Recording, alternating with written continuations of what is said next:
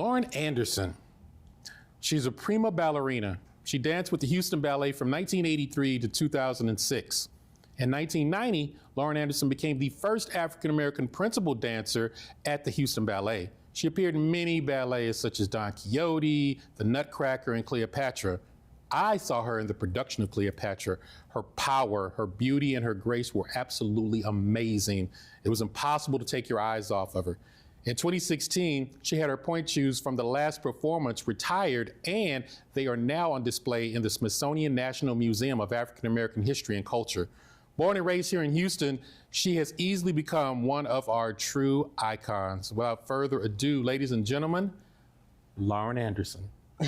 How are you, darling? Before we even start, belated happy birthday. Thank you. How about that? Thank you. Yeah, I turned 60 yesterday. Wow. I know.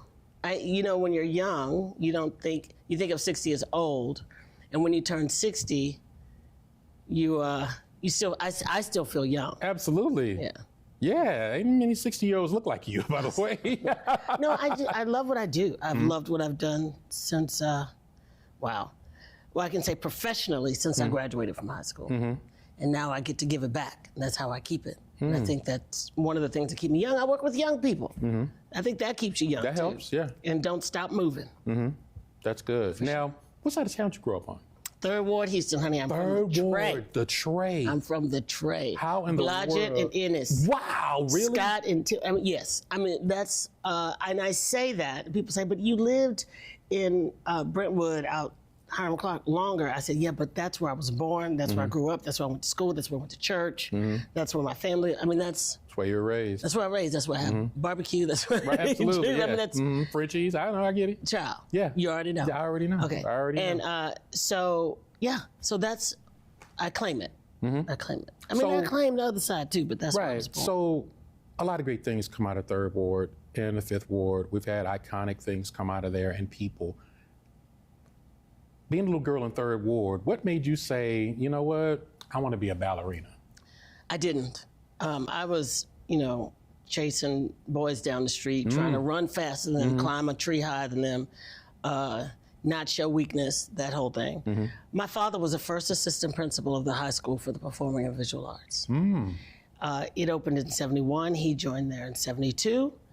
And he was hiring dance teachers from Houston Ballet to teach at the school. And he asked one of the teachers, he said, I have an overactive 7-year-old daughter. Would ballet be good for her? They said, yes. He said, where's the best place she can go? They said, Houston Ballet Academy. He said, okay, now wait a minute. That's expensive. They said, we'll give her a partial scholarship. And here I sit, right? I walked in the door and looked around, looked at all the people, and I went, and then I got to their feet, and they were turning them out. They had them turned out like a duck. And I wasn't thinking there's no black people in the room. I was thinking, how am I gonna get my feet to do that? Right. Right. And as a child, that's not what you think until you notice certain things later on. Yeah. But I loved it. Once the end of the class, got to near the end of the class, and we were doing these skips across the floor. And that's when I found out I had a superpower. So the music went dump, I skipped, and I came down way after the music, and I found out that I could jump naturally. So for the first year of ballet, I didn't really like it. I thought it was boring, wasn't challenging enough. The first year of ballet, the reason I went was to jump higher than the one boy in class who was named Eric. I'll never forget it. And that was my impetus to stay for a year, and then after that. What hooked you, though? I went to see a performance with my mother at Jones Hall. It was Dance Theater of Harlem. They still come to Jones Hall. They still come, yeah. They still come. And but I'll never forget that. I was 9 years old, and I sat there and I watched that show. And I saw this the curtain went up, and this black ballerina ran across the stage, and I went, oh. And I realized for the first time I'd never seen a dark person in a tutu. I didn't even think about it until I saw one. And that was the thing, and I wanted to be her, then I wanted to be the next one I saw, and I wanted to be the next one I saw. And I was like, okay, I'm doing this, I wanna do that. That is what I want to be a ballerina. So that was the thing that hooked me. Then I was gonna quit again, and this gentleman named Ben Stevenson came that made me, the dancer, the teacher, and helped shape me as a woman, as a black ballerina. He helped shape me as a black ballerina. He came and taught class, and he let me jump with the boys. He didn't try to hide me in the background. As a matter of fact, he made me Alice in Alice in Wonderland. Now we know what Alice looks like. Yeah. And she's not even like we can't even give her olive skin or something else. No, she's blonde. She's the whitest white girl. It's like, And that's, look at white girl Alice is there. Yeah. And so he was like, darling, I said, I can't be Alice. Alice is white. He goes, darling, you're a dancer, and a dancer dances. We give you a foal and a blue dress, you're Alice. I was like, okay, I can do this. I really want to do this. I have to do this. At that point, I had to do it. Now, I saw Cleopatra. That was the first time I ever saw you, and I was absolutely blown away. You're powerful. You have a very powerful physique. You have an athletically powerful physique, and you move with such style and grace. It was amazing to watch. And I was amazed because I'd seen ballerinas before, and they didn't look like you. They weren't as powerful as you. Is that a natural athletic physique? Did you work on that? Did you build that? How did you look like this? Well, I didn't look like this. I mean, you got this, like, what's love got to do with the body of ballerinas? The power part is natural, I guess. I think what you're talking about is that just stand there and the look. muscle definition, Right. the physique, That's the natural. beauty of that. Look, Okay, I cool. can't even claim it. I know. That's just DNA. Okay. What I had to do as a dancer, because that's not what people think of as a ballerina, so I had to find a way to soften that and make that appear vulnerable. That was my challenge. Looking like this is not a challenge. And that was it created a lot of barriers when other people came from other companies to do like Swan Lake. You don't look at me and think she's gonna be a swan. Right? And I absolutely was a swan in the Corps de Ballet and the Swan Queen many times. So the rub was, how am I going to make this look like that and soften it up and make the audience, more so the directors that are used to old school ballet, believe that I could be vulnerable. When they see black women, they think strength, Oh, absolutely. power. I see all of that. I mean, that's what they see when they see us. They don't see us as vulnerable and soft. No, they see the power and the All beauty women of are that. vulnerable, soft, and powerful. Right, but to visually see So powerful. that's what I get to- You make me feel African. I feel like talking with an African accent. How are you today? It is. It's an empowering. It's a powerful thing. And again, to see someone that looks that powerful to be so graceful, is absolutely amazing. Well, there's a song, I'm Every Woman, one of my favorite songs. Chaka Khan. Chaka Khan. Different show. Right. Different show. I try to, when I'm teaching, to teach all the dancers that you have some of everything in you. And whether you're naturally what I call the noodle dancer, or you're naturally the power dancer, you get to work on the other, the alter ego, so that you can be every woman. You want to be every dancer or every guy. Just because you can jump high and turn, or you can't jump high and turn, but you can lift, you still have to pick up the girl and put her down. Right. Everybody needs to learn that. But for women, they just kind of pigeonhole you into what you're supposed to be. My first role that I really wanted to ever do is a Sugar Plum Fairy. You don't think of the Sugar Plum Fairy as powerful. That was the first role I did, when I got in the company, was the Sugar Plum Fairy. And it was the last role I did when I retired. All that said, I was given the opportunity to find that vulnerable softness, and someone decided that I was worth the time to work with me.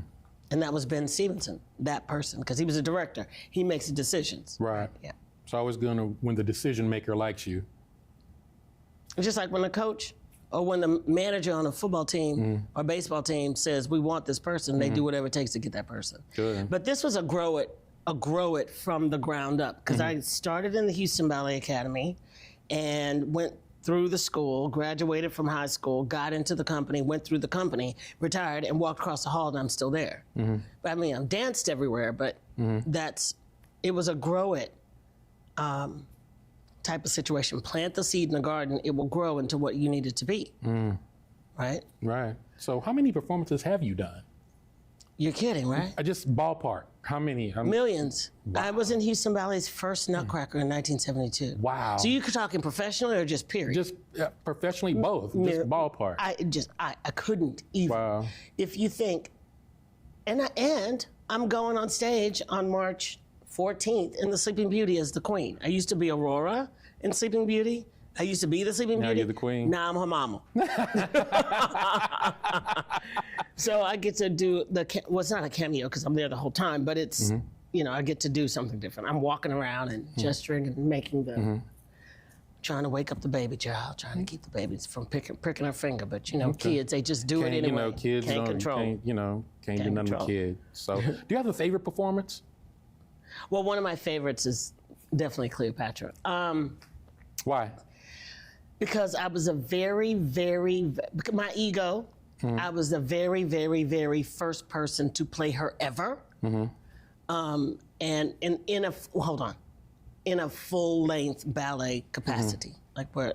It was done for me. Like the renderings on the costumes, it's me. Yeah. It was great though. I saw it. It was amazing. But I have to say, there was a gentleman that I danced with named Carlos Acosta. He was Cuban, and Ben did a ballet, Don Quixote, for us. And opening night in Houston was magic. People were standing before the show was even over. And then we did it at Kennedy Center. And the whole prestige of dancing at Kennedy Center. Sold out. Rave reviews. Anna Kisselkoff came from New York for the Times to review it. And she started following us around. She helped make me who it is people think I am, really. I mean, they'll believe, they could say my dad was a great dancer and put it in the New York Times. It's a review, everybody would be looking for my daddy. I mean, that's just hype. But what was great was I felt that we lived up to that. So I have two favorites. That ballet, which was done for us also, and Cleopatra. Cleopatra is special because of, it's the first time I got to play someone who walked the face of the earth. She was actually a queen. She was so much. And a black woman. And black. She was so much more than what we know of her as Liz Taylor. I'll never forget Ben goes, by all accounts, you're going to be Cleopatra next year. And I went, what do you mean? And he says, we're doing the ballet Cleopatra. She didn't exactly look like Liz Taylor. And I thought that was interesting that he said that. And then we went to, took a trip to Italy and went to Rome. He goes, Cleopatra walked these streets. We went to the, so he was trying to get me in the feel of get you in the mood, the real history. And then I did some research. I went to a library, which people probably don't even know what that is now, and opened a book. And they drink coffee there. There's a Starbucks there. They know. Oh, is that what it is? Yeah. Okay. The place where you go drink coffee. I literally researched her and found out she was an astronomer, an astrologer, a historian, an amazing businesswoman. She spoke 8 languages. Twins from, she loved Egypt and she wanted what was best for her country, so much so as to kill herself with dignity so that to not, there was so many things. I was really impressed with her. Wow. And she's amazing. Wow, then that's amazing. Now, you didn't have an example, but over the years, throughout your greatness, you have become an example for so many young girls, especially young black girls. What advice would you give to aspiring dancers, whether they want to be ballerinas or work at a dance academy? What good advice would you give them? An aspiring dancer, I have 2 things. First of all, as a dancer, it takes work. That's with excellence, with anything. I can't even separate it, to be honest, because I give advice. It's just this advice. Perfection is a myth. There's one that is perfect for me. That's Jesus. That's it. You can't be that. So excellence is attainable, and you have to work hard. There's no short road to excellence. It takes work.